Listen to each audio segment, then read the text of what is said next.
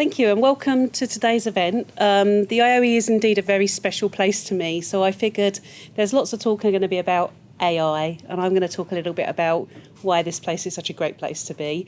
And so please bear with me. But it's been absolutely fundamental, the Institute of Education, to my own development as an educator. And I think some of those principles are what we will be building on today. So I'm going to talk a little bit about that. As the Royal Economic Society Chair of the now renamed Professional Development and Education Committee, it's my pleasure to welcome you to the IOE for this CTaLE event.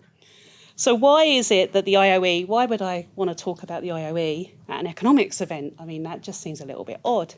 Well, as a postdoc, I was really lucky to be a researcher in the Millennium Cohort Study. And at that time, when Heather Joshi was there, she was also the Royal Economic Society Chair for the Women's Committee. And she was fundamental in my first engagement with the Royal Economic Society as part of that Women's Committee. And it taught me quite early on that as a community of economists, it was really important that we engage together to group think important things. At the time, what I was charged to do was take an audit of all the journals and see where the women were in terms of the editorial boards. And two names jumped out at me, but the one that I remember is Margaret Stevens, because she was the editor on two journals. And when I emailed her to ask her why, she said, well, they're both in Oxford, and that was why. And so we worked out that obviously, fundamentally, there's something quite strange about the way that process was working in terms of being an editor on our big journals. The second thing that I learned from that Women's Committee experience was by taking a look at the conference, we could see that, in fact, women were none of the key speakers for the 4 years before I looked. And we made a condition at the time that at least one of the speakers would be female, and every year I do check. I think last year was a little wobbly, but we did have Mary Morgan as the president, so it was okay. All right, so it's really important for us to engage collectively, and the Royal Economic Society is really proud to be sort of one of the sponsors together with the Stone Centre for this event, because it's an opportunity for us to come together as economists to group think. So what I learned at the IOE very early on was that I was lucky enough to do my PGCE here. And the PGCE was all about designing for learning. And at the time, the panic was plagiarism because the internet had really exploded, well beyond anything that we had dealt with at our own PhDs. I mean, as an undergrad, I was still photocopying in the library. And the internet came along in the right time for my PhD, but it wasn't overwhelming at that point. And a lot of the discussion during the PG Cert was, oh, what are we going to do? All the students are going to cheat. They're just going to cut and paste. They're going to cut and paste. The narratives sound very similar today. And the advice of the teachers at the IOE was, if you design for learning and you put the students at the heart of everything, it will be okay. And it sort of was over time. Obviously, we also got technology like Turn It In and so on, but it was okay. And I think that that's the narrative that I'd like us to sort of think about as we sort of take this opportunity to sort of crowdsource. What we're trying to do is crowdsource ideas. We're all thinking independently about this. But what does it mean to construct human learning in this space? And indeed, ultimately, how are we going to assess that human learning? Okay.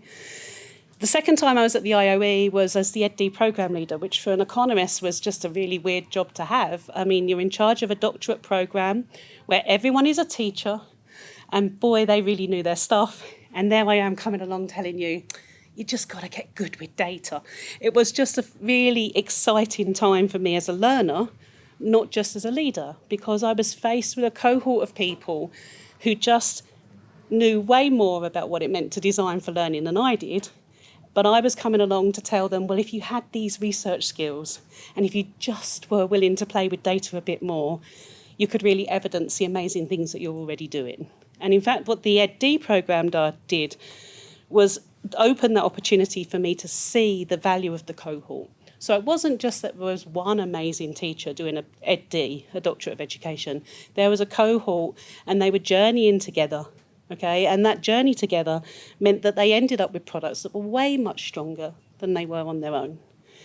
And so what's really lovely, as you can see me coming back round to today's event, is if we think of CTaLE and also EN as opportunities and spaces where we can come together in pseudo cohorts of economics educators and actually think about our practice, how we do things, and what are the common threats that we have, we actually have in this space and online a whole load of people with ideas, and that crowdsourcing can be really powerful if we can just leverage that together.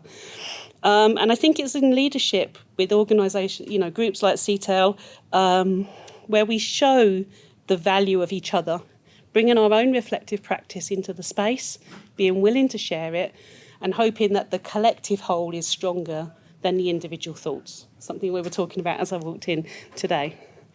So most importantly for today, that was a little bit of why I love the IOE. I hope that was vaguely inspiring. I'm going to let others talk about AI. I just want to talk about education and learning. Okay. One of the reasons why what's most important today is whether you're online or whether you're in the space together, that you come ready to actively engage.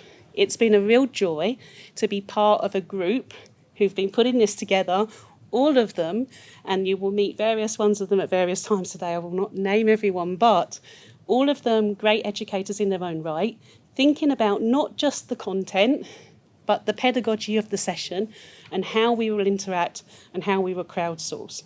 So some of those ideas that will be shared will have come from things that are collected before. Some of those things will come from the room organically, but where we get together with collective ideas and actually provide a Pareto improvement on our situation is by being willing to share and proactively share, but also proactively listen. And active listening is going to be fundamental to the discussion. Now, we don't have up a slide from the Royal Economic Society Code of Conduct, partly because, I guess, you're educators, so you don't need to be told to be respectful. But if you just would like to have a look at that, if you're worried, let's open this space to be actively listening, active engagement, and try to co-create something together that is well better than the sum of the parts that have walked in the room today. So, in terms of going forward, I'm sure that we'll share, but the things that we've been collecting as a team and the information that we will sort of gather today, we will be putting together as a report for the Royal Economic Society to share with the community.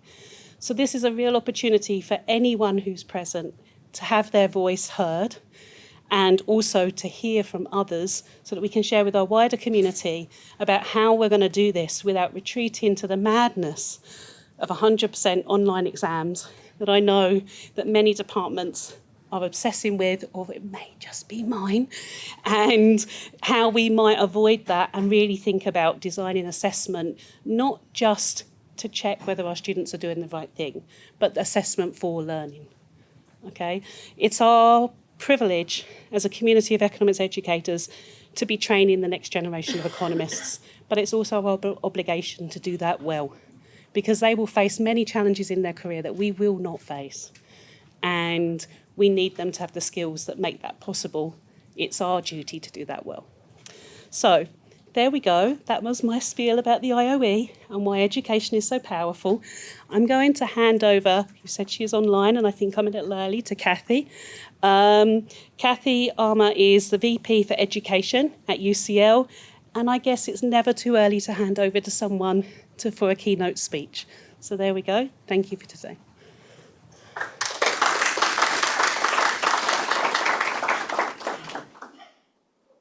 Hi, thanks for that, Denise. I hope you can all hear me, and I'm really sorry if I'm there with a big face on a screen. It's a terrifying thought, but I'm sorry I couldn't be with you. I'm probably going to disagree with you, Denise, on one thing. I don't think it's all okay, or it's all going to be okay, or as has been in the past. I think this is actually quite different now. And I'm going to agree with you on another point, which is I think it's through cooperation and collectively working that we will come to some really good solutions for this. So I guess that's what the purpose of today is, which is great. So I'm going to start when pretty much for me, this whole AI thing really did start, which was November 2022, when Sam Altman came to the IOE.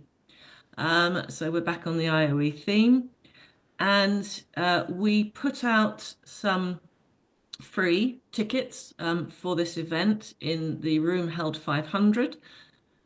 The system crashed. They were gone within 30 seconds. And it was probably the first indication of the huge interest in the work that Sam Altman and OpenAI were doing. They turned up, he turned up. The energy in that room was absolutely unbelievable. I have never actually experienced anything like it. Maybe at a rock concert or something, but certainly not an education event. The room was packed. Sam Altman talked about what he was doing with OpenAI. That was inside the room. Outside the room, we had protesters walking around with placards saying that the end of the world was nigh. And that inside outside, um, uh, the way in which it was framed, it feels like it's a little bit the same now. From following that event and following the launch of, obviously there'd been AI before, but ChatGPT 3 was probably the first time it entered broad public consciousness. And in 5 days, they had over 1 million users. And from there, the story has obviously progressed. And I feel we still have inside and outside the room. We have our zealots who think that AI is going to solve everything in the world. And we have people who are still almost denying that it's a thing that we need to worry about. And then most people are probably somewhere in the middle where we can all see that it is a real change. It is going to change things, but we're not fully sure where it's all heading. And I'm sure most of us fit probably in that kind of camp. So governments around the world are trying to deal with AI. You'll have seen the UK government's AI Opportunities Action Plan, which came out in January. You'll have noted, even in the spending review, that we are going to have new investment in what they're calling tech grads and 1,000 PhD scholarships and so on. And there's a real focus on the infrastructure for AI. But actually, what national governments do in this space is probably not the story we need to be fully interested in, because no matter what national governments do, internationally and globally, there is so much action in this space and there are no borders to it, really. Pretty much everything becomes available to everybody across national borders. So governments attempting to have particular policies that maybe move outside of where the global movement is will find that incredibly difficult. I still have academics in UCL who think that we should have special UCL rules because we're special and we're UCL. And I think that is just impossible. And I think we cannot go beyond where things are out in society. With the sector, when this first all kicked off, here at UCL, we had a PVC education conference, and we came up with some Russell Group principles, which I'm sure some of you saw at the time.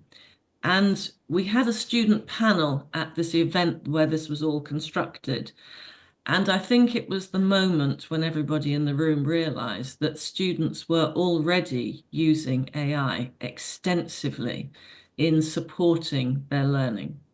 And I think the one that probably swayed everybody was the student who came from a school where she had had very little support. She had not really been prepared. She was a WP student. She felt she really hadn't been prepared at school in the same way as some of her peers. So she had found that AI was the way into her learning. It helped to demystify some of the key texts, and it gave her an entry point. And she was using it extensively for that purpose. So I think that was the moment where everybody realized this is here to stay and we need to embrace it in some way. But if I look back on those Russell Group principles now that came out in the spring of 2023, they are already really quite dated. We made a decision that we were going to kind of embrace AI, but we didn't address the assessment issue. because at that point we still thought we had Turnitin available and that we could catch students who were in some way cheating using AI. And that is not where we are now. And so we're updating those principles. But interestingly, we still have people in the sector around the world and some in the UK who had said they were going to ban AI. We had schools that said they were going to ban AI. And that's not really very long ago. It's only a couple of years ago. And that's where we thought we could be. So this shift has been incredibly fast. And it was interesting. Denise, you made a point about assessment and 100% exams. Only yesterday in The Guardian, there was a letter from somebody about the creative industries teaching creative in creative subjects. And the writer, who withheld their name and address, which I thought was really interesting, said, we have got to have more in-person exams, as if there was something wrong with that. Which again is another point I want to make today. Somewhere along the line, we have whole swathes of universities that flipped from 100% in-person exams, which is a pretty limited form of assessment all by itself, to 100% course takeaway coursework of one form or another, which is also a really limited form of assessment, actually. There's no variety there. And for a really long time, we have not known who is doing the work in takeaway coursework. We don't know.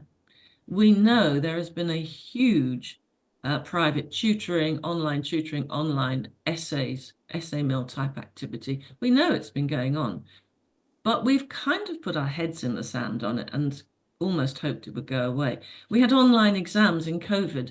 They were, of course, a necessity. Some places are still doing them. Why? That's, in this day and age, that is just, it was an emergency.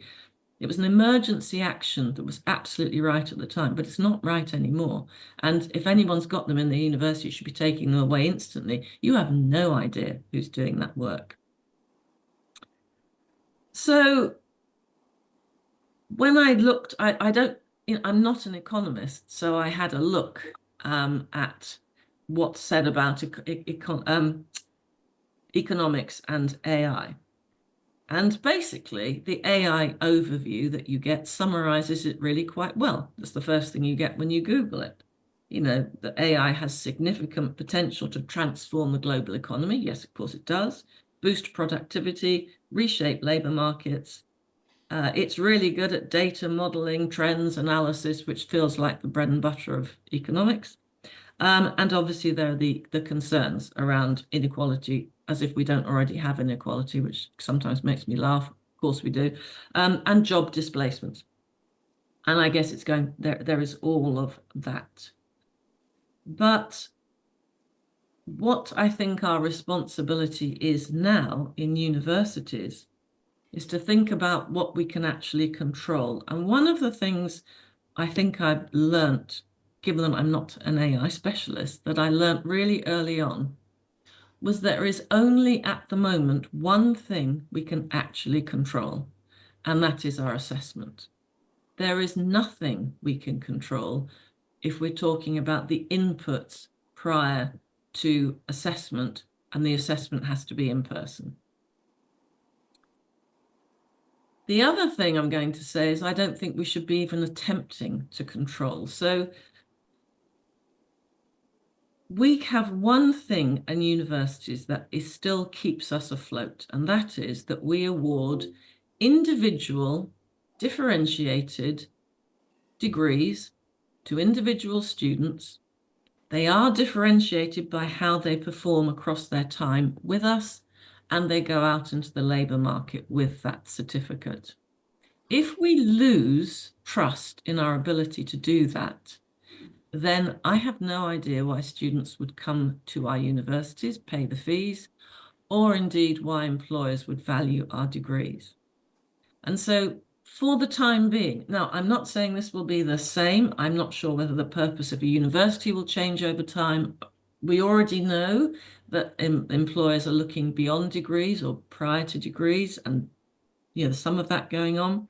For the moment, the degree holds a good currency in the labour market. So we have to be absolutely sure that we are doing our job and we're doing the thing for which students are paying us and which society is paying us, let's face it, because education is still subsidised. So that being the case, I think we need to think about what we would say to students if we stop trying to scare them. And there's still a scare feature. I was at an online conference only a couple of months ago, and there were people talking there about telling students they can catch them using AI, even though they can't, because it's the very threat of catching them that will stop them from using it. Well, I'm sorry, but that's just dishonest. It's just dishonest. And all it's doing is it's absolving us of the responsibility to have the kinds of conversations that you're going to have today, which are about, okay, we cannot catch students using AI. We can't. We could. It was really easy at the beginning when AI was quite stupid. But as it's moved on, it really isn't. And you'll have seen, I'm sure, the deep research that's coming. Now, deep research is it's quite early on. It takes a lot of computing power. There are many problems, but I kind of think where ChatGPT was a couple of years ago, and I can see where deep research is going. And we had somebody in the university do an analysis of it. And what he wrote was, students now have an agent that can largely replicate domain level expertise when it comes to knowledge. So this is no longer about assessing students, it's about what we're teaching them. If everyone has access to this, then, maybe we should be finding some if we want to keep doing coursework, we should be trying to find something that will flummox deep research. But it's a waste of time. We shouldn't even try. And then the more interesting question is, if we can't do that, we need to consider the most appropriate way to teach students. And I think that's where all the action is. The action is, what do we want to teach students? What is different from what we taught them in the past?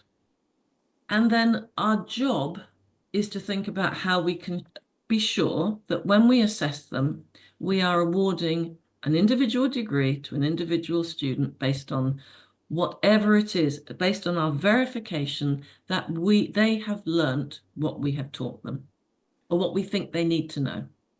And what they need to know might be very different. And that's a hard conversation to have. So when in this online conference, I was really interested to see that there was a barrister there who specializes in representing students against big bad universities. So he really specializes in, students who've had charges of academic misconduct and all of this kind of thing. And that's his bread and butter. And he's ferocious, actually. I've come up against him in the past, and he's ferocious in his support of students. And he was listening to this, and it was really interesting because the one thing he picked up on is that we are being dishonest with students if we are trying to frighten them into not using AI. And I think, much as I find him difficult, I think he's right on this. We are being dishonest. And that's what we cannot do. So that's when it gets really interesting. So what does an economics graduate of the future need to know? Everything has changed with how they are going to learn. If they are using AI to help them to learn, why would we want to do anything to stop that? If they are using AI to skip learning steps, then they are going to crash and burn when they get to an assessment where they can't use AI. If we think they need to do assessments where they can't use AI, and for the moment, I think we do think that. I think we want to know that they can operate in certain things without AI. Denise talked about when she was a student. When I was a student, and I really am very old, I used to go to the library, pay £5 to get a printed photocopy sent to me from the British Library, which took 3 weeks, one article, for me to use for my essays. I wonder now, looking ahead to where we are now, are our program learning objectives appropriate? Were they appropriate before AI? Had we caught up with how far and fast things have moved in academia over the years? And more importantly, have we caught up with what's happened over the last 2 years, 3 years? Because I think our program learning objectives and learning outcomes probably need an absolutely thorough overhaul. And then when we're assessing students, we don't need to assess everything with an online exam. With an in-person exam. We don't need to do that. But we do need to have enough in-person assessment. And this is not in person, by the way. I've seen brilliant demonstrations from the University of Melbourne where a philosophy tutor interviewed a supposed student about their understanding of philosophy. Now, the student was another tutor who had no knowledge of philosophy whatsoever, but the tutor online interviewed that student, asked deep philosophy questions, and the student had simultaneous AI answers on the screen next to them. And the philosophy tutor was flabbergasted to find that the answers were pretty good, 2-1 level. And remember that person being interviewed had no knowledge at all. So thinking that, we won't be able to check things in person online anymore. It needs to be physical in person. This presents a huge challenge for online degrees because, again, my colleagues will tell me that if we want to set up assessment in a testing centre, this is going, particularly if we've got global programs, this is going to cost money. My response to that is it's going to cost us a lot more if online degrees lose their credibility in the market. A lot more. So we don't have to test 100% of things in that way. But we need to make sure, as they are doing in some of the Australian universities now, that we have gateway assessments that you cannot fail if you're going to be awarded a degree from that university. And I really think we all need to identify what are all the hurdle assessments, whatever you want to call them. What are the assessments where we absolutely know that the things we are teaching students and we think they should know, understand, and be able to do, that we can verify that they can do that so that our graduates retain their position in the labour market. I think that is the job that we now have to do. And I think that does beg questions about what we should be teaching economists for the future and all our graduates. I think one of the ways I find easiest to think about this is we have a big issue at the moment where academics are really cross because some of our international students are using simultaneous translation apps from their phones in lectures. And my response to that is, unless we frisk them and take all their phones away before they come in the room, we can't stop it. So the question is, when they come to an in-person assessment, do we find that they are succeeding because they have used that simultaneous translation as a gateway to help them to learn? Or do they crash and burn without it, in which case they've used it to substitute learning? That's all I need to know. How they get to that point now is out of our control, in my view. So I say, go for it. Enjoy where we are, which is probably one of the most interesting moments in my career. I think it's completely different to the moment when, I had to get someone to type up my dissertation. I think that's kind of weird to think back to that. But, there are so many changes we've had.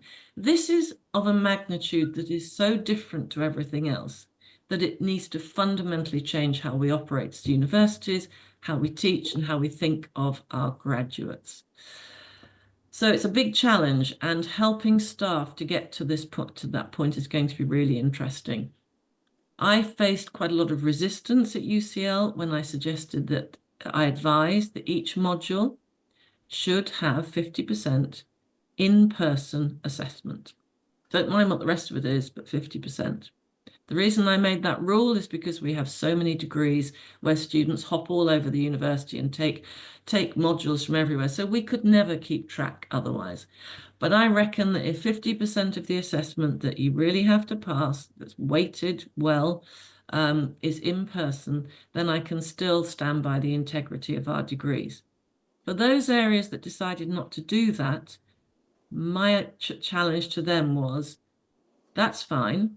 You write your integrity statement, and when the Daily Mail comes for you, you tell them how it works. Because I can't. I would love to, but I can't see any other way around it.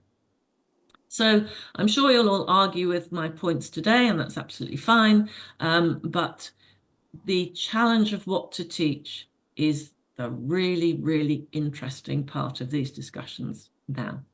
So good luck with that. I can't wait to hear how it all comes out. And if anybody wants to email me and challenge me and tell me I'm talking nonsense, that's also good. Do it. And I'll be really fascinated to hear what you have to say. So thank you, everyone.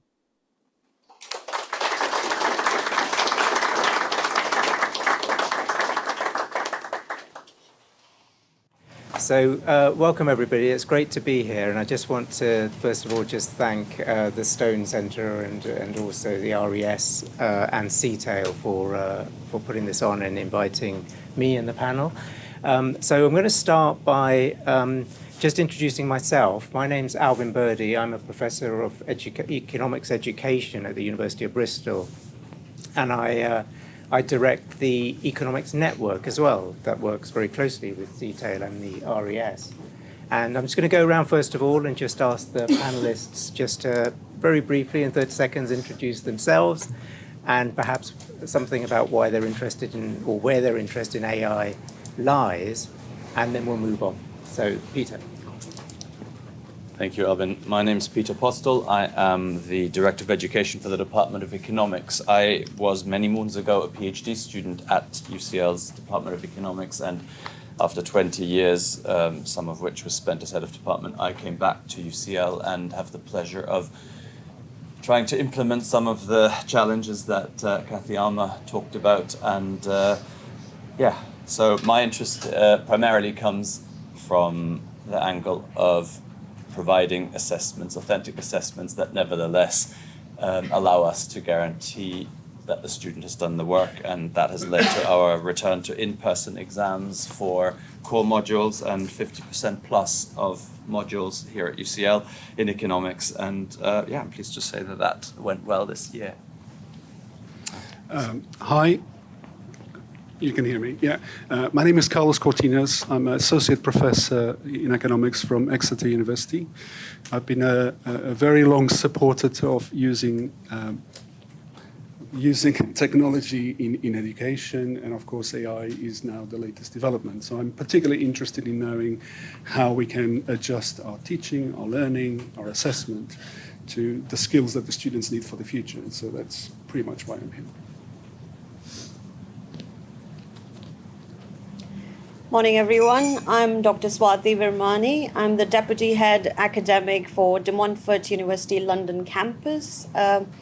My work sits at the intersection of human-centered AI, governance, and innovative pedagogy, and I'm particularly interested in how generative AI is reshaping design and delivery. And I think that's why we are all here in this room. Okay, thank you, everyone. So just to remind everyone that this first session is on AI and assessment, and Kathleen just there talked about what we teach as well. The second session later on is on skills. So we're going to sidestep the issue of teaching for skills and really concentrate on assessment, just to kind of put that picture there. Of course, we're economists here and we like evidence. So we're going to start with some evidence. We've got a survey. Carlos is going to just give us a little introduction from his survey. Okay. So, thank you very much. So, early on this year, in January and February, we decided to conduct a survey to try to get a picture of how different universities are adapting to the challenges of AI. As Denise said, it felt like most academics were dealing with this on their own. They weren't really collaborating and talking to others. So it was important to get a good picture of how things happen. So now I need to get my presentation on. Okay. So you can access the full slideshow using that QR code. The QR code is going to be in every slide. I'm under strict instructions to speak for no longer than 5 minutes, so it has to be a very high-level presentation. I'm just going to show some highlighted results here. So we asked 9 questions in this survey. It was quite a short survey, and it was divided in these themes. Obviously, there's the initial questions about the context of the institution, a question about policy and governance, and a couple of questions about assessment, adaptation, and practice, academic integrity. It was raised already before, so this is obviously a very important topic. And there was also a question about equity and inclusivity. So the next 4 slides or so, I'm going to show you some of the results that we found, which I found particularly interesting. So we had information about UK academics and non-UK academics. This is an anonymous survey, so we couldn't follow up and know exactly where these academics come from, but I believe most of them non-UK academics are from the US, given how this was distributed. And you can see immediately a big difference between UK and non-UK institutions. So the bar in green shows the response to the question, do you know what your institutional policy on generative AI? And you can clearly see that UK academics seem to be better informed than those in non-UK universities about what the institutional policy is. And a lot of institutions in the UK now have a institutional-wide policy about AI, a RAG type, a red, amber, green kind of policy that seems to basically explain the rules of the game. The sample is 74 academics from UK institutions, 29 academics from non-UK institutions, so it is a good enough sample, I think, to tell us something. Can you just say briefly how you recruited people? Well, we basically bombarded bombarded academics in all sorts of ways. We used LinkedIn, we used our personal connections, we used CTaLE, we used the Economics Network, and the Royal Economic Society. So we really tried for many weeks to try and get as many responses as we could. It's still interesting to me that a significant number of academics did not know or reported not having university policy on GenAI. Again, this was back in January, February. It's possibly this has changed, but it's still a significant number, even in the UK, that applies to. One of the questions was to try and understand how the university views GenAI. And as you can see, the biggest category, and I'm going to try and change this into percentages because it's easier, is are universities that allow the use of GenAI but does not encourage. So it's just like trying to deal with it, but it's still a little bit scared. 18% allows and encourage students to use AI in their assessment. And we still have 16% that tries to prohibit GenAI, which is something, as we heard earlier, is a bit peculiar, at least. There's also 13% that it's up to the instructor to decide. So the instructor decides if GenAI is allowed or not in the module. So there's some, and again, I would say a significant number that I don't know or where the policy is ambiguous. Okay, so lots of variation in a sector. There's clearly not a policy, a sector-wide policy that everyone agrees. There seems to be some universities ahead of others in terms of allowing GenAI in assessments. Now, we asked also a question about how assessments have changed, and we kind of grouped this in terms of main themes. This was an open-ended question, so just try to get the main messages.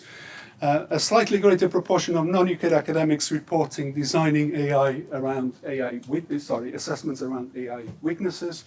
This includes many varied topics, from moving to in-person exams, to introducing presentations and vivas, to referring questions to the local context, to very up-to-date kind of issues that are occurring in the economy, and also to specific content that was covered in the lectures. Okay, so there's a big group of academics that seems to be adjusting assessment in that way. About 20% of UK academics reported a return to in-person or at least more authentic assessments. This proportion might have increased, but from what we heard in UCL, policy now is actually something that is university policy, that you have to have some, at least 50% of in-person exams, and I think other universities are following suit. And so the largest change in both types of institutions seems to be design assessments that are more AI-proof. Okay, instead of integrating AI in the assessment, it's still an attempt to prevent students from using AI in a really effective way. Naturally, when we talk about GenAI today, we have to think about plagiarism. It's something that matters to lots of us. Again, when we see the difference between UK and non-UK, there clearly are differences here. UK universities, a far greater proportion of academics are not allowed to use plagiarism detection tools to detect the use of GenAI. This is followed clear evidence that web-based detection tools or using AI to detect AI leads to very high numbers of false positives and false negatives. As it was mentioned earlier, it's really not very good at ensuring that we can catch misconduct. And there's still a high proportion of academics in both UK and non-UK that allows academics to use AI plagiarism tools. And I think in these institutions, there's this illusion that we can catch students if they use AI, and we can maintain academic integrity that way. But this is really, really problematic, as we heard earlier as well. So for academics that said yes to this question, that reported using web-based or GenAI tools, academics were asked, so in that case, which tools do you use? And again, you can see a difference between UK and non-UK academics. A greater proportion of non-UK universities use web-based plagiarism tools, including Turnitin, as we were mentioning, but in the US, there was reference to proctoring tools as well that tries to limit the academic misconduct that way. A greater proportion of UK universities seem to have moved for live presentations, oral presentations, or vivas when plagiarism is suspected. So this is a post-assessment reaction. So we bring students in and have a chat to them to detect that. And there's a massive other category in both UK and non-UK, and this includes a wide variety of actions. From academics saying they do not know if they're allowed to use or not, so they're not familiar with the policy, from academics to say they can use their own judgment to decide whether a student has cheated or not, and use their judgment to punish students in that way, which is very strange. Or that specific evidence is needed to prove academic misconduct, like when AI hallucinates and creates fake references, which is something which is well known to exist. So very quick, very high level summary of the main results. As I said, the QR code leads you to a more extended presentation, which includes quotes from participants. So I invite you to take part. Really welcome your feedback, your ideas, your comments on this, because this is still work in progress. And as Denise said, we are going to be working on writing a report in the next few weeks. So your feedback will be very welcome. So thank you. I'll stop here. Thank you, Carlos. So what I'm going to do is just go around the panel very quickly and get their initial thoughts on what they've heard in that survey, if there's anything surprising or interesting that they found. if nothing else, I think we'll all take away the new survey methodology of bombardment that Carlos introduced to us today. So let's start with Swati first. Right, thanks, Alvin, and thanks, Carlos. Excellent work there. I think there are two observations that I would like to point out. First one, of course, is around UK universities and academics knowing a lot more about whether there are institutional policies or not. So I was very pleased to see that we know what the institution has, but then the kind of messaging around those policies appear to be a bit mixed.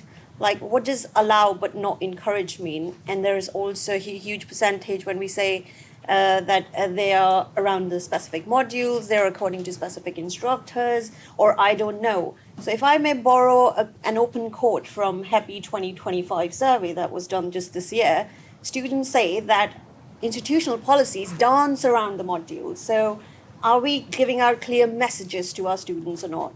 And the second observation, which was quite interesting, is how the assessments are changing, which of course is, I'm sure everyone would have caught attention on that one, is, there's a huge amount of changing the question, making task AI literate, but there's also a huge, probably I would say backward step towards in-person exam, which is good for foundational courses and modules. But does it also mean that the pedagogy is not innovating and, we're not making the most of how GenAI is expanding and, how things are changing now? So does it mean a step backward pedagogically? So that's an open question I would like to pose. So those two key observations I felt, Alvin, struck me. Thank you, Peter. Right, just one quick clarification. So UCL is one of those places that leaves it up to the instructor, and the 50% plus in-person assessment is unfortunate. Well, let me take that back. Is not a mandate for the university as a whole, and some departments obviously have chosen different paths, because one elephant in the room obviously for economists is the size of the cohort. We're not the only ones there, but it is important that whatever we do is scalable and deliverable with the number of students that we have. So I think that's where I think where we should begin to look to colleagues in other disciplines, other STEM subjects who have similar cohort sizes and similarly quantitative content, and see if we can collaborate with them on ways of assessing students authentically, even if it involves exams. I'd also like to slightly push back against the idea that exams need to be a step back, because ultimately what we want the students to learn, thinking skills, thinking hard, engaging with tasks, I mean, that was always the case. That remains the case. And so if we can design assessments, including exams, to focus on those skills, then I think that bit is fine. So yeah, the thing is that I think the UK has a regulated higher education sector, which does make it more likely that there is an onus on everyone to understand what a institution's policy is. Maybe that's not the case in other countries where regulation isn't quite so explicit.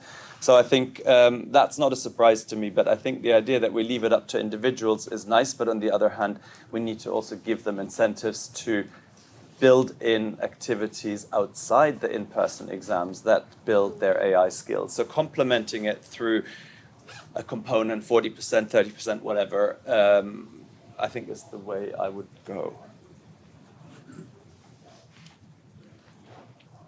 Okay, Carlos, was anything about that survey surprising to you?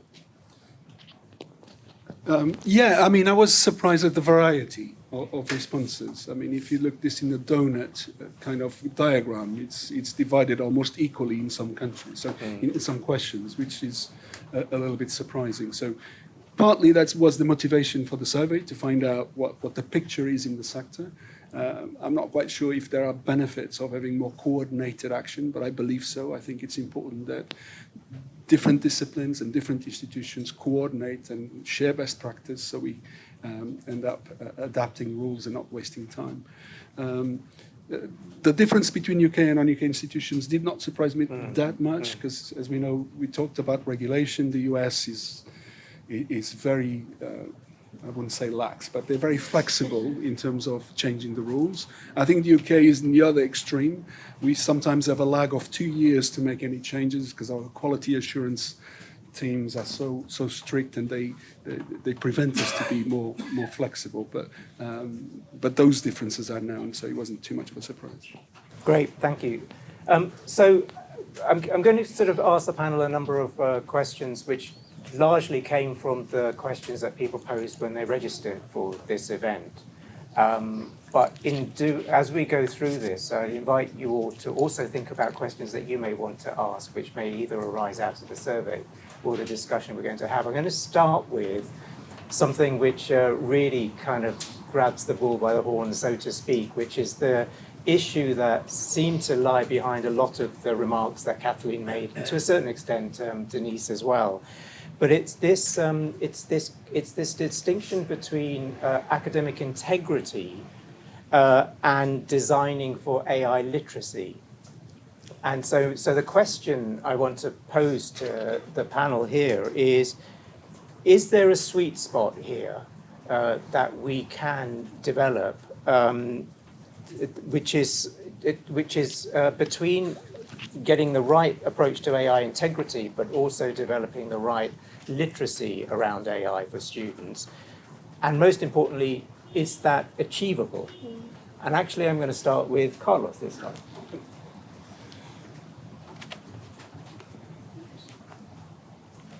Clearly, I think it's achievable. Otherwise, I think most people in this room believe it's achievable.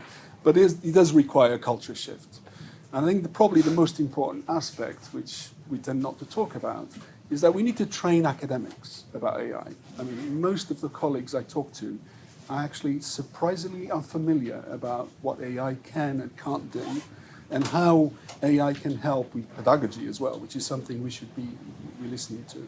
So I think we need to train our fellow academics to better understand AI capabilities, what it can, what it can't do, and also train our students about how they can actually use AI in an ethical way, in a way that improves their learning, improves their skills, and moves on to the future.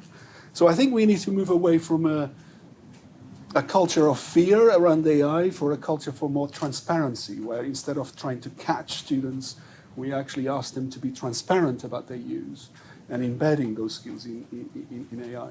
Now, this raises all sorts of challenges. I'm sure we're going to talk about this today. One of the main challenges is the scalability issue. When we've got classes of 400, 500, 600, it's difficult to think about doing vivas for all students because it's going to be very resource intensive. But it might be something we need to do.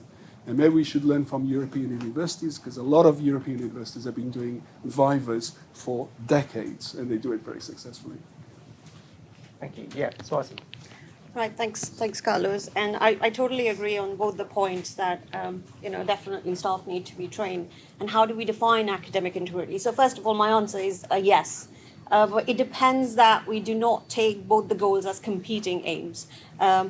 If you look at, again, the 2025 survey, 92% of students use GenAI tools, and only 1/3 receive guidance around it. So if we leave our students to figure out themselves what they need to do with those AI tools, then are we not penalizing them for something that we haven't, justified that behavior? So again, if we look at those two goals, academic integrity, perhaps it's time we redefine it.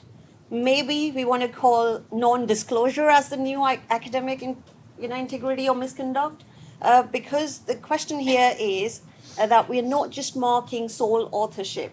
We're now marking work that is mediated by technology, that is co-created with AI. So it's not just students that we are assessing. We are assessing a blend of student and AI now, right? So that is moving forward. The second thing is about AI literacy. How's that defined? It's not just defined on the basis of how tools are used, but it's also defined on the basis of the accuracy of those tools. Do our students understand? Have we taught them that what is biased within those AI tools? What is the inaccuracy with those AI tools? When they should use it? What are the limitations around those AI tools? So if we only teach them around those areas, that's when the students will also demonstrate that learning. And only then AI literacy becomes a true learning outcome.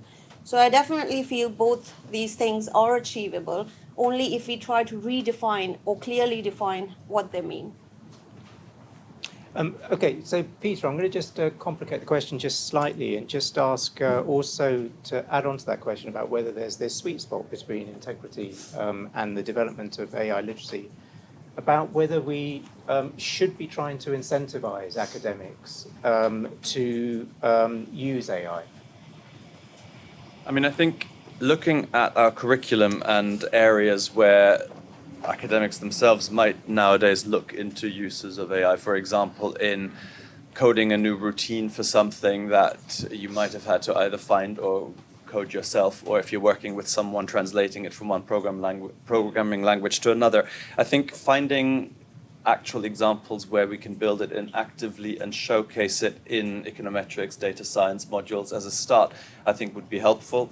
Potentially also showing them how subdisciplines, I mean, reinforcement learning features in a theory module, for instance. You could think in econometrics and prediction and how that underpins the way AI works. Maybe we in economics are in a good position to actually say we can concretely look under the bonnet of how these tools work and teach students to engage with them, to kind of demystify them. Because at the moment, I think a lot of this is about AI being used as a learning shortcut, and that's when it's problematic. But if we say to students, there are bits that it'll do for you, and you declare it and are open about it, then I think that's a good balance. So I do think it's possible to achieve that sweet spot, but I would reserve a portion of the assessment to those invigilated in-person activities so that we can assess individuals sometimes as separate from the technology.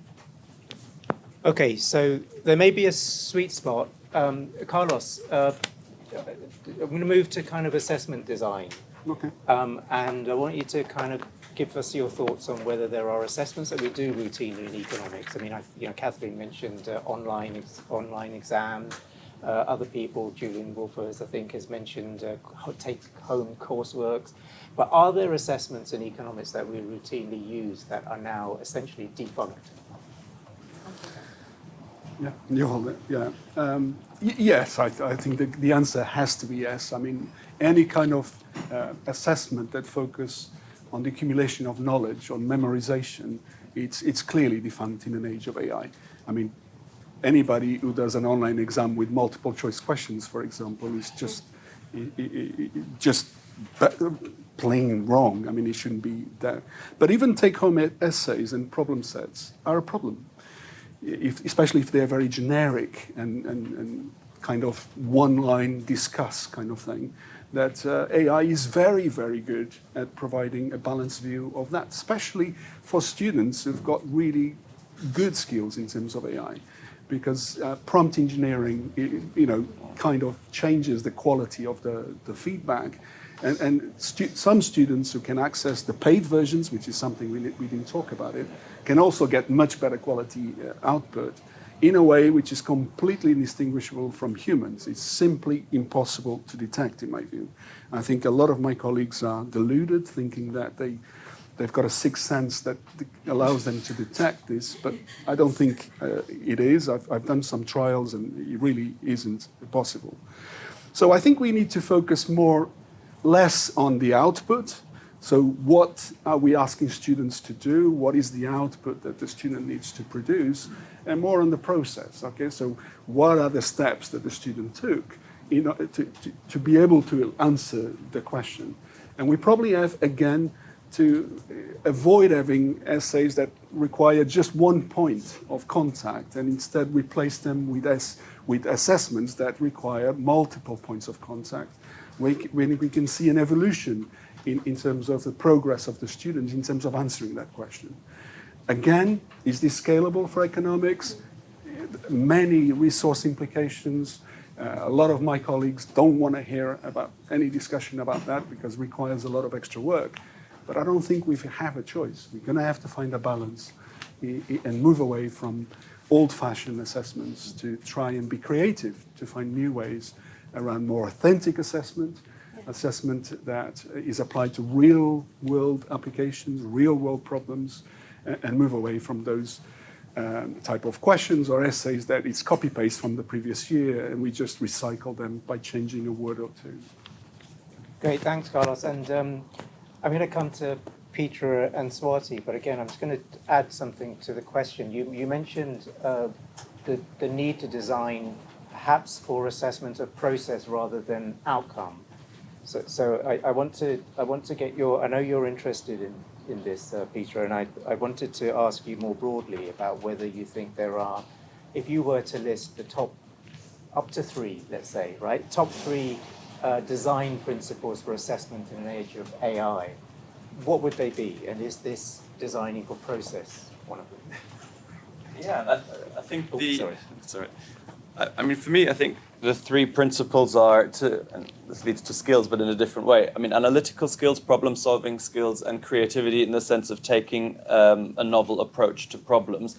Those are the things I would like us to do more, both in designing the way we teach. You know, we don't have to change the content that much if we actually shift towards emphasizing the steps required for students to solve problems, ideally inspired in the real world, develop analytical skills, and put in the effort that's required to essentially transform their brains through learning. I think motivating them to want to do that in the way we teach, and then structuring assessments in this way where it reflects the research process that we would go through.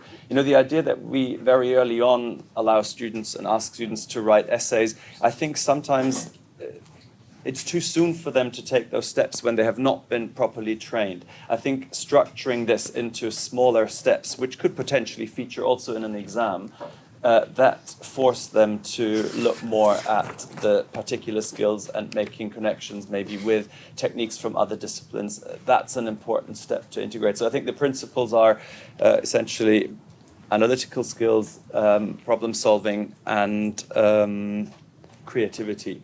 If we focus those, then it doesn't really matter so much what the content is or changing it, because I think we haven't taught like that even before AI, because most of the time it was about presenting the material to them. But for example, explaining that this technique was imported from physics and solved a problem in economics that nobody had been able to solve before. Emphasizing those bits may actually open the eyes of students to that creative process and trying to teach that more. Thanks, Peter. And just going to Swati then, just to see whether you agree with the creativity, problem solving and analytical skills, or whether there's anything else you want to add. Well, I'd like to probably formalize that. So if we look at the 2001 version of Bloom's taxonomy, that's what puts it at the top. Creativity, analysis, those are the skills that we should test. So anything that's at the bottom of the pyramid, which is around remembrance or understanding or memorization, that's a complete no-no, perhaps because that is surface level testing. So that goes away straight away. In terms of probably, Alvin, you asked about the priorities that we should keep in mind. I'd maybe want to also suggest what are the responsibilities from staff point of view. And alongside what, Peter, you said, there are three topmost for me, which are authenticity, which is around real-world learning, but there have to be layers of rigorness with that. So they have to be iterative. Can we ensure that we refresh the task each year? Can we, so that AI answers are not pre-trained on a previous task? That's one thing. The other is, of course, transparency. So something that comes from Carlos, your work, and the survey that we just saw, is how clear are we with our instructions? Disclosure, what is right, what is not right, allowed but not encouraged. I wouldn't go with that sort of statement again. I would either say it's allowed or not allowed, right? So it has to be black and white that ways. Then the third most important thing is, which I'm sure every one of us would agree, is inclusivity. So that is really, really important. Assessments need to be multimodal. They need to be designed around not just one category of students. Individually, we have to think of neurodivergent students, because sometimes the use of AI could be very, very legitimate, right? So we don't want to penalize a use of text-to-speech, translation, those kind of tools, or just, think around international students. Some of them don't even understand what academic misconduct within a UK higher education context is. So how much we are conversing with those students when it comes to inclusivity and designing our assessments, and how much are we co-creating with them? So those are some really, really important points that as staff we need to keep in mind as well, alongside the skills that we want them to develop. Thanks. So at this stage, I just remind colleagues here that please do prepare questions to ask, and I'm going to come to you in just a few minutes. But I just want to, one kind of slightly more philosophical point I want us to kind of grapple with the panel here, which is whether we're actually asking the right question at all. When we say, should we, how should we design using AI? How should we design our assessments? Is that the right question to be asking? Carlos. Okay. Okay, sorry, it's always difficult to juggle all these things. I think, as the previous speaker said, I think we have to go back to the basics and go back to our intended learning outcomes at module level and at program level and determine what do we want our students to learn, what do we want our students to know. And we also have to link, and this links to the second half of this today, with what employers really want from our students. And so we also need to redesign assessments along things that employers want our students to know. And here I would highlight working collaboratively, which is something that economists are not really great at doing. We're all very individualistic most of the time. A lot of colleagues don't like to do group work and tasks that students have to do jointly together. But that's the future of work. I mean, if you think of any profession, any profession I can think of, we don't ask individuals to solve problems. We ask teams to solve problems. And AI is obviously part of this solution. So our assessments have to move in that direction. And again, there is a problem here because, we are asked to rank students from the top student to the lowest student. We are asked to assess students individually.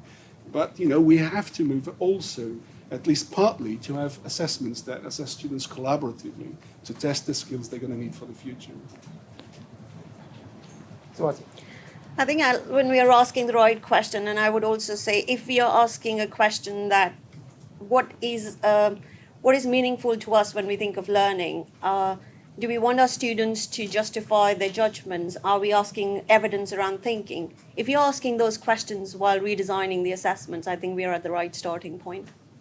And just finally, before I get to taking questions from the audience, I just wanted to stay with the point you raised just a moment ago, which is the one about inclusivity. And I'm wondering what inclusivity looks like in a world of AI. I mean, there's many dimensions to it. I mean, one, Carlos, you mentioned the premium versions, one of which is now extraordinarily expensive, right? The super duper version of ChatGPT. So, Swati, any thoughts on what this actually looks like? Well, that is one of the unresolved questions, Alvin, which is about, the access to digital tools. But alongside that, there is also the question of digital confidence. And a huge amount of talks and surveys have found out that, not just the access, but the confidence, whether it comes to, women or non-STEM students or, less privileged students.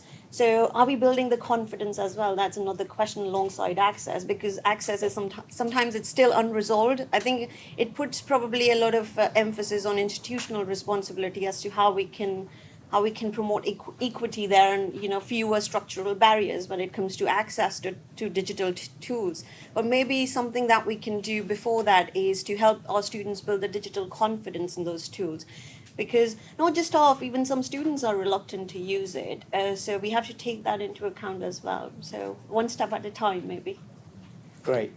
Carlos or Peter, any thoughts on the inclusivity issue? I think variety of assessment is important so that we don't all have the same mode of assessment, which some institutions seem to be pushing for. I think we have to allow or encourage use of video assessment, use of presentations, vivas, all sorts of modes of assessment, which together should kind of balance out the biases that we know. We know that female students perform worse on multiple choice questions, for example, and there's all sorts of effects like that. So we have to have variety at the program level to ensure that all students are catered for. In terms of GenAI, like all technologies, new technologies, and it's both a threat and an opportunity. And I think in terms of inclusivity, AI can be a great opportunity because we can use AI to help students with a personalized version, a personalized help that caters for whatever needs they might have. And that's a great opportunity we should definitely explore. So I would, summarizing it, just say, variety of assessment I think is really important, not focus too much on one type of assessment, but also use AI for good. I think we can and inclusivity. I think we have a lot of opportunities in that area. Peter, any final thoughts? Yeah, I mean, one final thing is to think that, feedback has been one of the weak points for economics degrees by and large, and feedback being something that's not just unto the students, but an active act can be supported by AI, I guess, in ways that those who have money to buy a tutor can get. And if we train and develop AI tools that can help us provide that individual level feedback beyond the model answers and cohort level feedback we provide as a matter of course, I think that would be a useful way of supporting students individually. But I think it is also important that in addition to the variety, everyone has to also grapple with all avenues, bearing in mind, for example, we can't just say that if you have a SORA or reasonable adjustments, we have to do that mindfully so that there isn't a risk that by delaying the assessment or just getting a note, you can sit it online, because I think the integrity of the process needs to be maintained and the reasonable adjustments have to be indeed reasonable. Great, thank you. So I was just remembering there's I'm trying now to remember whether it was a HEPI report or an advanced HE report, but on the digital divide, it wasn't specifically about AI, and I remember it was had a forward by Janice Kay, but the dimensions of inequality that they identified were income, gender, and STEM, which is the one that you mentioned, but just as an aside. So let me come to the room. Anyone want to ask a question? Yeah. So the substantive question there was that Queen Mary University of London did a survey looking for the extent of use of AI across different departments, and found that economics was the only one not using it. So the substantive question is, why not? Why is there this conservatism about AI? Let me, before I go to the panel, just take at least one more question so that we can deal with two at the same time. So any other questions? Yeah, Rami. How about AI improving the productivity of us in designing better assessments, more creative ones? Okay, so that question is about whether AI can improve our productivity as teachers and educators. So who wants to take these questions? Let me, whichever of those you want. I'll probably include both. Okay, go. I don't think it might be a Queen Mary's thing. It could just be generally. So we didn't worry about that as much. And then also there was something about AI proofing as well. So there's nothing, the process, nothing is AI proof. So these tools are evolving rapidly. So maybe there is a need to move and emphasize, as much we emphasize compliance, we need to emphasize development and training, as Carlos was also mentioning. And the reason why I would want to stress on that a lot is only last week, I believe, OFS has announced that we are going to move away from TEF in its current form to something that would involve a different quality assessment system for education providers, which means that not just meeting standards, but now you would have to showcase responsiveness to change, your continuous growth. So there's a huge emphasis then, and the same applies to AI adoption. But I think sometimes the reluctance comes in when we impose adoption. So rather than that, what I personally feel is beneficial is when we allow our staff and support them to undertake adoption around their learning, around their teaching expertise, right?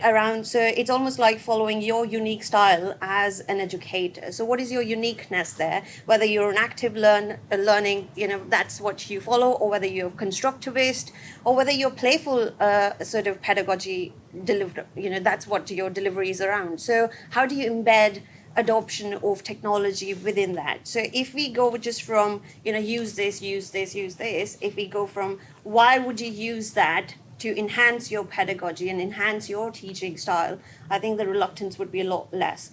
The other thing about how we can use AI around assessments from staff point of view, I think something that Peter also mentioned is, AI can be massively used for designing activities, for designing quizzes, and we're seeing a number of brilliant examples through communities of practice and things. So anything that allows staff to experiment, either to give formative feedback or design classroom activities. So anything, if we create some sort of safe spaces for staff to experiment and, try different things. And when I say safe spaces, it doesn't mean a Teams channel. It has to be more than that. It has to be a proper community of practice. So there are a number of use cases that can be done to enhance our own practice and, bring in new innovative techniques. Thank you. Peter? Right, I mean, on a much more mundane level, we have introduced digital marking for our in-person exams with Gradescope, and it does have a nice little AI feature that actually allows you to cluster, for example, blank submissions, or it allows you to grade multiple choice. So it's not machine marked, but it groups it for you. So I think giving staff an opportunity to see its use already, I think, is helpful to make them a bit quicker at the job. But I think when it comes to its use in teaching, that's why I was wondering, did you get a similar response from maths, or how did other departments at Queen Mary respond to the use of AI tools, and how do they use it? Maybe it's a question of sharing examples with economists about where similar disciplines have used it, because I think at the moment their key objective is probably still to get students to grapple with the hands-on problem solving, and seeing where AI might fit into this is maybe not so obvious. So maybe that's the reason why Queen Mary hasn't seen responses about its use. But yeah, if you have anything from maths or physics or other disciplines where it's already used, it would be really interesting to see. It looks at the moment that it does depend mostly on the course convener. Mm-hmm. There are peaks of use like the business school, which is even more puzzling, given closeness with economics. But it seems more by accident. So there were people within the business school who drove the change, and I can relate to what you were saying. Right. So the director of the new center was from business school. So for example, again, what Carlos also was saying, the training component, the exposure to what we can do, the examples that you are saying are pretty much there. Okay, that's useful. I mean, I think my hope would be that, as we've mentioned employability before, that maybe through employer and alumni boards or committees that advise departments, it can help give to academics case studies that come out of the day-to-day experience of their graduates in a variety of sectors. Maybe that's the kind of thing that would make it easier for academics to embed it in their teaching as well. Because if you're asking them to dream this all up out of the blue, maybe that's harder for them, but seeing examples and thereby making it more likely that students can identify with this in their own careers and then engage with both the rigor of the module, but also the way in which it links with employability in AI. Maybe that's the best way to get it built in. Carlos?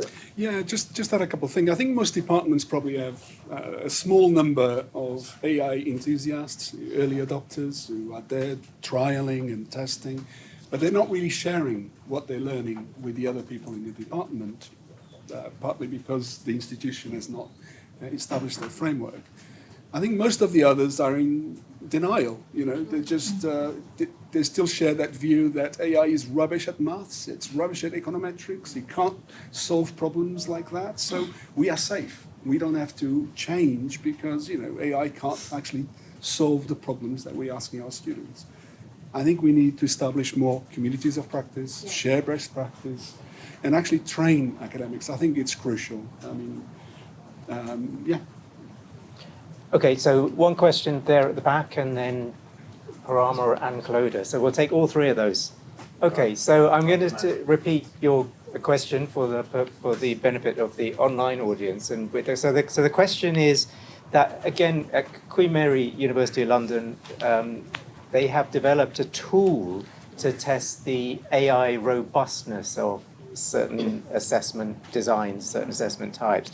So the question that arises from this is, and this is a question for the room actually, so perhaps we'll do it as just a show of hands to give you your answer. The question is, how many departments are actually going through a process of asking the assessment designers to have gone through this kind of prior check before submitting their assessments? That's correct. So let me just do a quick show of hands. So this is like do your departments or institutions require you to have some kind of evidence of a robustness check before the assessment is submitted? We just have a show of hands of anyone who does this.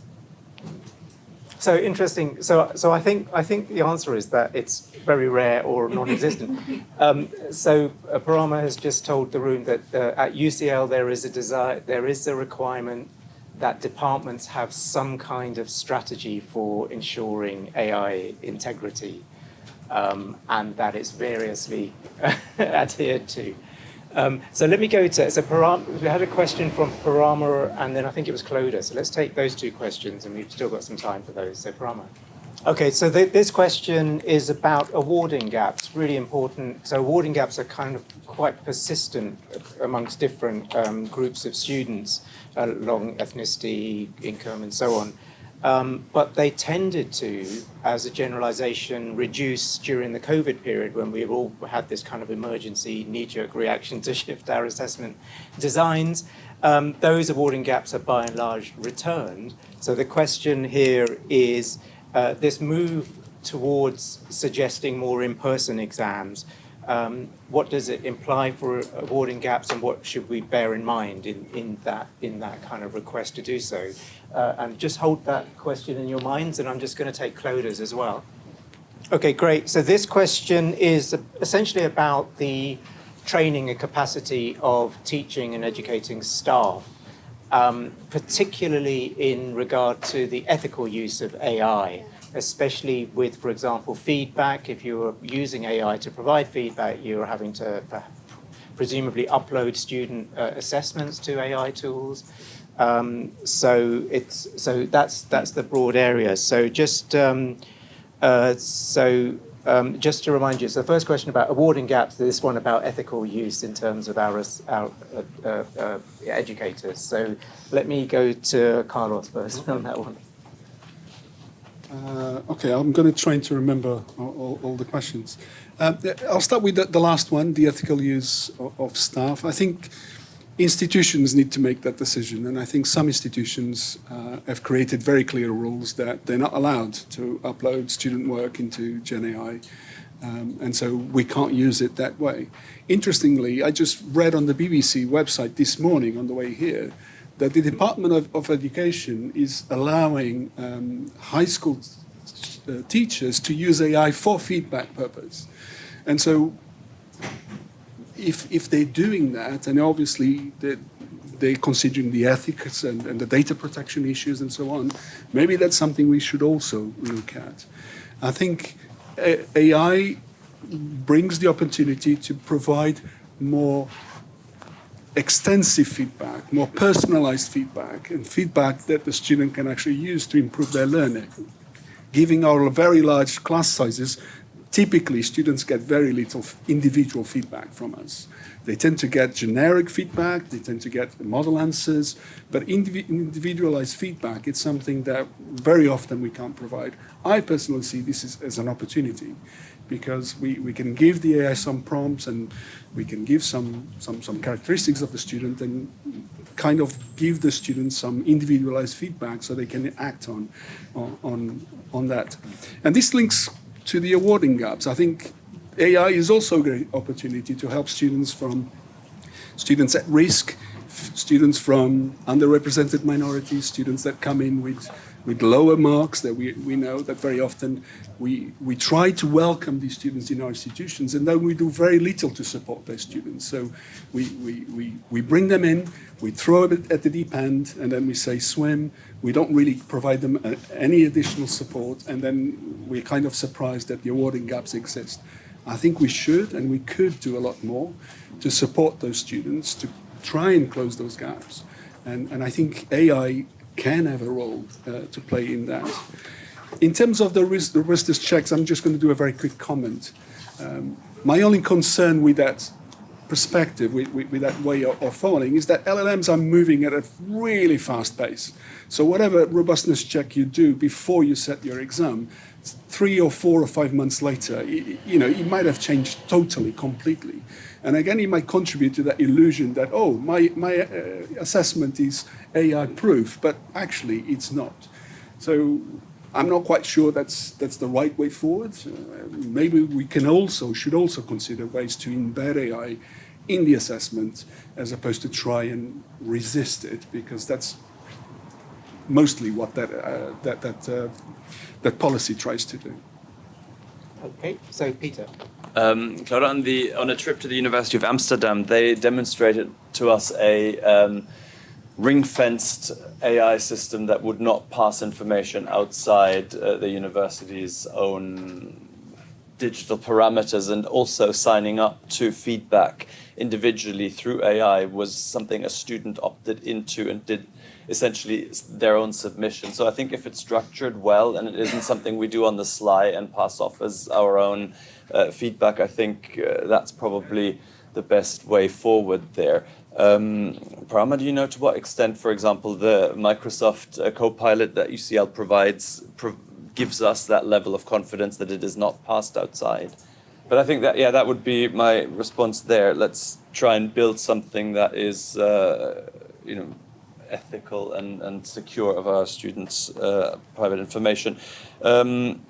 Training students, for example, my hope is to have a skills module compulsory across the first year that can hopefully also address some of those disparities that manifest themselves in awarding gaps. Because if you think about, at least at UCL, the intake headline figures, the students are all excellent. The fact that they then coming in with on paper equivalent grades and leave with these kind of gaps, I think is worrisome, and maybe it is about transitioning to the way we teach, and that the benign neglect needs to be scaffolded a bit better than we have done, where we leave things unspoken, and those who have been raised here get it, and those who haven't are unfortunately left at a loss. So I think there's a lot more that we can do, and building that in proactively, I think, is important.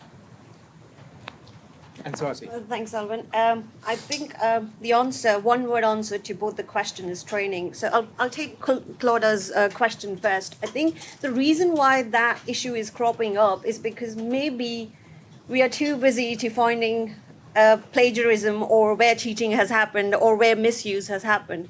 There have been cases and there have been instances where it has meant that the trust between us and our students have reduced because of too much emphasis on cheating and putting students' work into AI tools.